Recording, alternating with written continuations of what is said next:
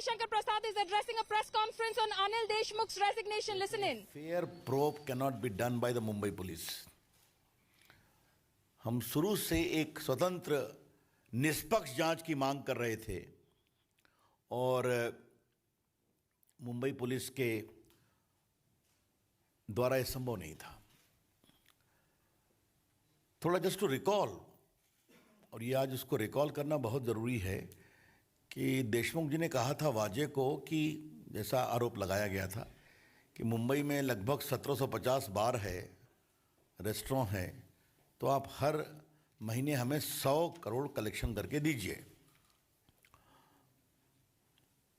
तो हम लोगों ने एक विषय उठाया था कि ये टारगेट सिर्फ एक सिटी मुंबई का है, तो पूरे महाराष्ट्र का टारगेट क्या था, और ये टारगेट सिर्फ एक मंत्री, गृह मंत्री जी का है, तो बाकी मंत्रियों का टारगेट क्या था. जब हमने पहले बात उठाई थी तो हमने एक बात और कही थी कि मुख्यमंत्री उद्धव ठाकरे खामोश हैं. शरद पवार जी कहते हैं मंत्री के बारे में फैसला मुख्यमंत्री करते हैं, और कांग्रेस और शिवसेना कहती है कि देशमुख जी के बारे में फैसला एनसीपी करेगी. आज तो कमाल ही हो गया. वो शरद पवार से अनुमति लेने गए और जाके मुख्यमंत्री जी को अपना इस्तीफा सौंपा.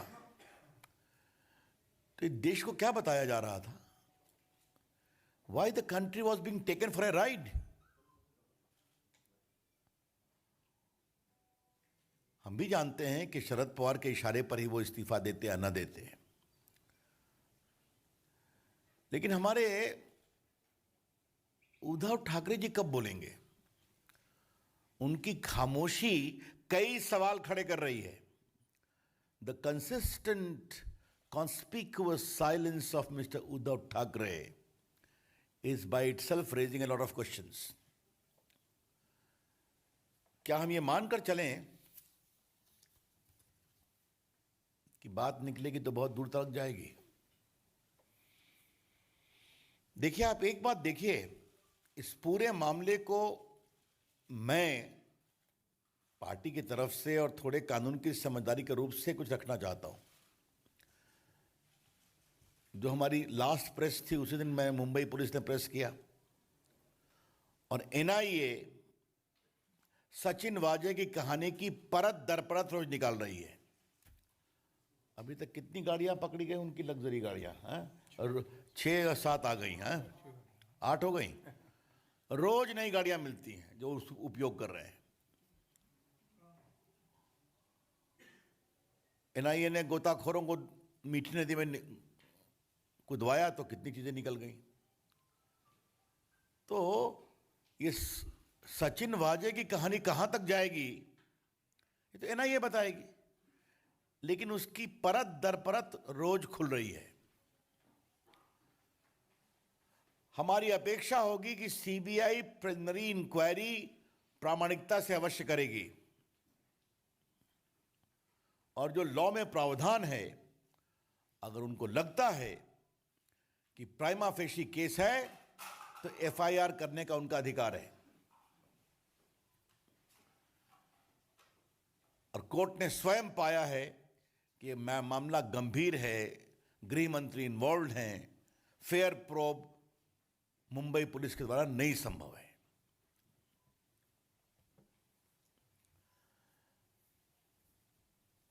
प्रमुख राजनीतिक दल के रूप में बीजेपी की, चाहे वह महाराष्ट्र हो या राष्ट्रीय स्तर पर हो, यह अपेक्षा अवश्य होगी कि इस मामले की सारी परतें खोली जाएंगी. The BJP aspects that all the ramifications of this issue ought to be investigated fairly, properly, and those who are involved must be brought to book. ये अनिल देशमुख से ने जो उगाही की मांग की, तो वो सिर्फ अपने लिए कर रहे थे या अपनी पार्टी के लिए कर रहे थे या पूरी सरकार के लिए कर रहे थे?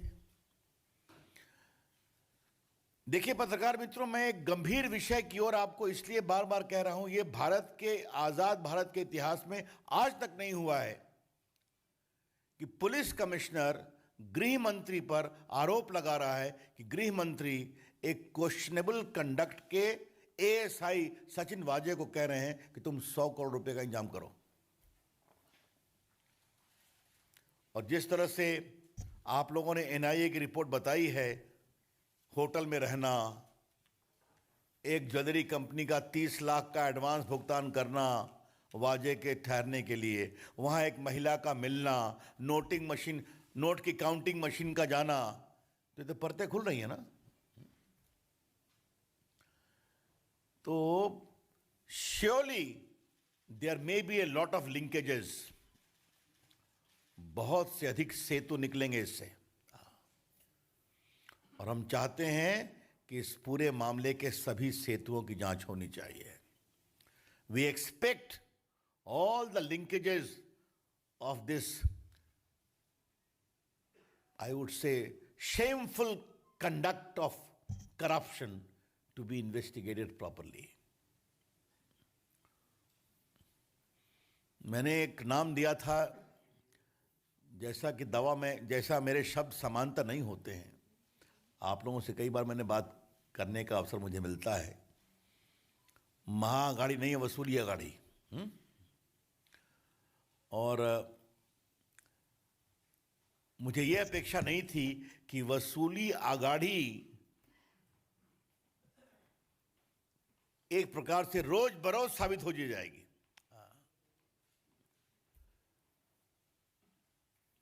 तो इसलिए हम एक बात फिर कहेंगे कि हमारे, कहाँ है चिट्ठी भाई, उनकी लाओ तो।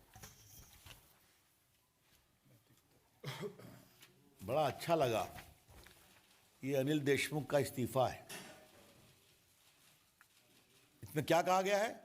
मैं नैतिक आधार पे इस्तीफा दे रहा हूं। ये बड़े शब्द बड़े रोचक लगे मुझे। मुख्यमंत्री जी, आपकी कोई नैतिकता है कि नहीं? उद्धव ठाकरे जी, आपके मुख्यमंत्री तो रोज अपने को डिफेंड करते थे, मंत्री, गृह मंत्री।